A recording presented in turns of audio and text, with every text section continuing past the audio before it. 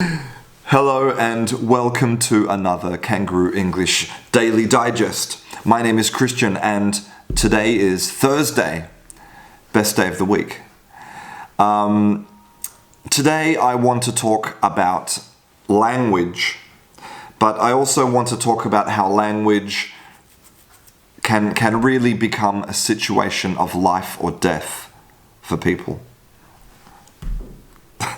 Quite serious topic. But first we're going to start by talking about mountains, okay? So, mountains generally look like this, right? They have these slopes on the side, and the slopes tend to be steep. They are highly inclined. They're not flat or shallow slopes, they're steep slopes. Now, in Latin, the adjective for steep was ardus, okay? And we took this word and we changed it into this word, this adjective, arduous. And so if something is highly inclined and very steep, then it's very difficult. So climbing a mountain is arduous. Teaching a group of primary school children is arduous. Lifting weights for 2 hours is arduous. And there are lots of other things that are arduous, like, for example, migrating.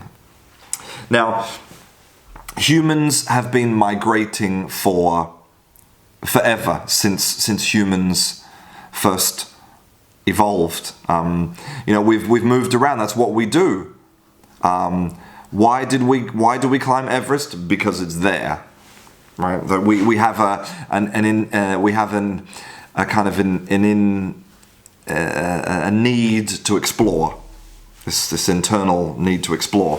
But if you think about it, really, now that we have countries and borders and laws, migration in general is difficult and in some cases impossible in a legal way. Humans could in the past move around freely.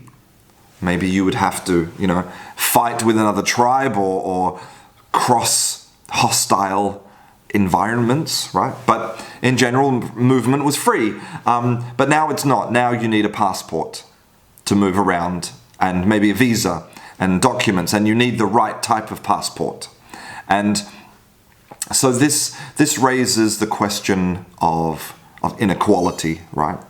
Like, I'm lucky I have an Australian passport and a British passport. I can go to a majority of countries in the world, but if you happen to be born in the wrong place, pure accident of birth, born in the wrong place, then I'm sorry, you don't have the right type of paper, you can't travel. So people resort to illegal migration, and also they resort to seeking asylum.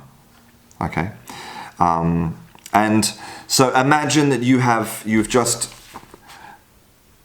performed a very arduous journey, maybe on a boat, across a desert, maybe through a conflict zone, with no food and no water and no infrastructure. And here you are. You arrive in a country and you ask for asylum. Now, this article here on the website Language on the Move is called Asylum Interviews as Linguistic Conflict Zones.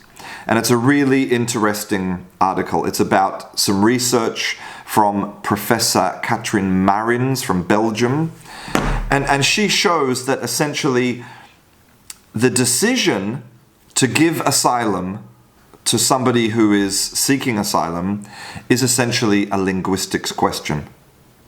Think about that for a moment, because think about how profound that is. That your entire future in a new country can rest on your ability to produce language, the right type of language to be given asylum. And in her research, she gives lots of examples of cases where the interviews were in English, or the interviews were in another language that the asylum seeker didn't speak well, and because of those things, it cost them their future. So an example she gives is, there was a woman, she was from Sudan, and she was explaining in her asylum interview, she was saying, "One man, carry me, help me."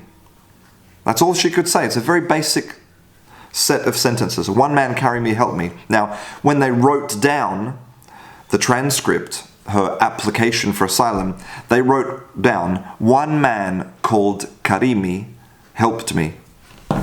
Now, they're two different things. One is that she was alone with her child, which is the truth, and she was exhausted. She fell down. A man helped her. He carried her, and that's how she arrived. The other story, that a man called Karimi, is different. It's about, she maybe paid him, right? Maybe a people smuggler, or maybe she paid him for a different type of service.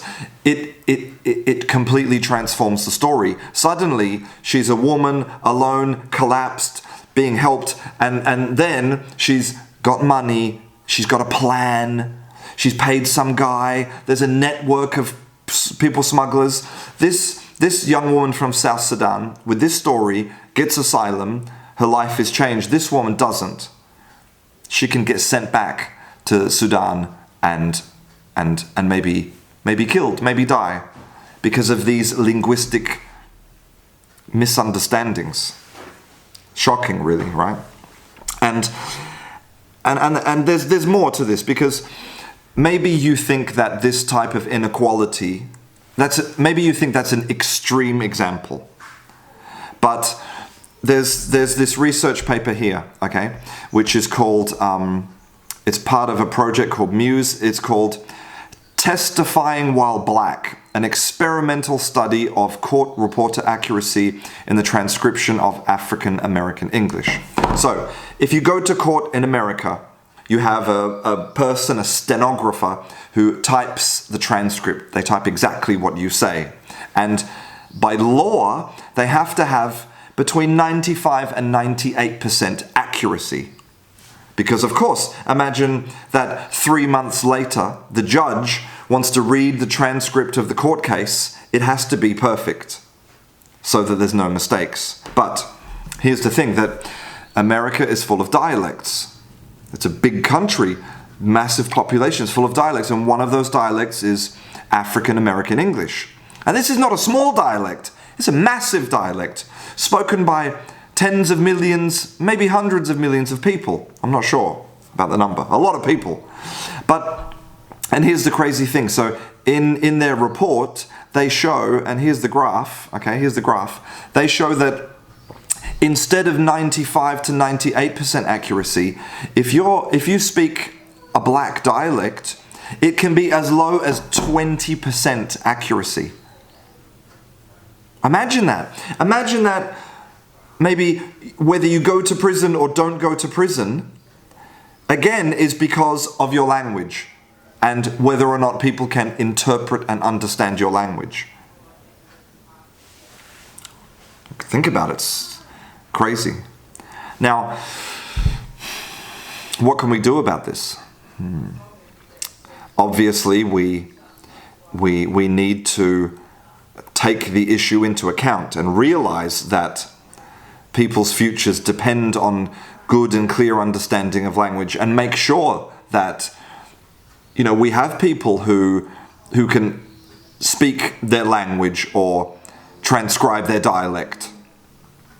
And then, you know, after that process is complete, we need to work on coming to a common understanding with our language, right?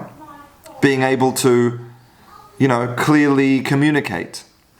So they need to bring their level up, we need to bring our understanding of their dialects up, and work together to create a future just like in Star Trek. Beautiful harmony. Utopia. Anyway, I hope you found that interesting. This was another Kangaroo English Daily Digest. I'm Christian, and I'll see you in class.